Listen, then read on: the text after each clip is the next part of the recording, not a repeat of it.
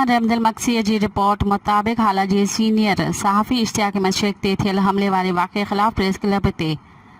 हाला ते ज़िले जे सहाफ़ियुनि जो मेड़ाको मुनक़द कयो वियो, जंहिंमें Pakistan federal union of journalist ऐं हैदराबाद यूनियन ऑफ जर्नलिस्ट जे मरकज़ी अॻवाननि समेत न्यूज़ हैदराबाद भिक्षा मटियारी ऐं उॾेरोलाल सां लाॻापियल सहाफ़ियुनि ऐं HU जे मेंबरनि वॾे अंग में शिरकत कई। मेड़ाके में JUI जस्कम नवाज़ लीग ऐं सरवरी जमायत जे अॻवाननि भी शिरकत कई। इन दौरान SSP मटियारी सैयद असगर अली शाह पारां सहाफ़ियुनि सां राब्तो कयो वियो ऐं हिदायतुनि ते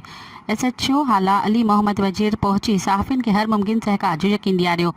ऐं केस दाख़िल करण, जवाबदारनि खे गिरफ़्तार करण जो यकीन ॾियारियो। मेड़ाके में Pakistan federal union of journalist ऐं हैदराबाद यूनियन ऑफ जर्नलिस्ट जे मरकज़ी अॻवाननि मुमताज़ अली बिलाल, रजब अली बोज़दार, ज़िले सदर वकील अहमद मेमण, गुल हसन राजपूत, नौशाद अली बुघियो, रुस्तम अली समू, GM बाबू, खास अली, अब्दुल रज़ाक मेमण, नदीम मुंगरियो, गुल मोहम्मद हिंगोरो, मुश्ताक अहमद राहू, मोहम्मद जुम्मन चौहान, इम्तियाज़ अली अबड़ू ऐं ॿिया पिणु मौजूद हुआ।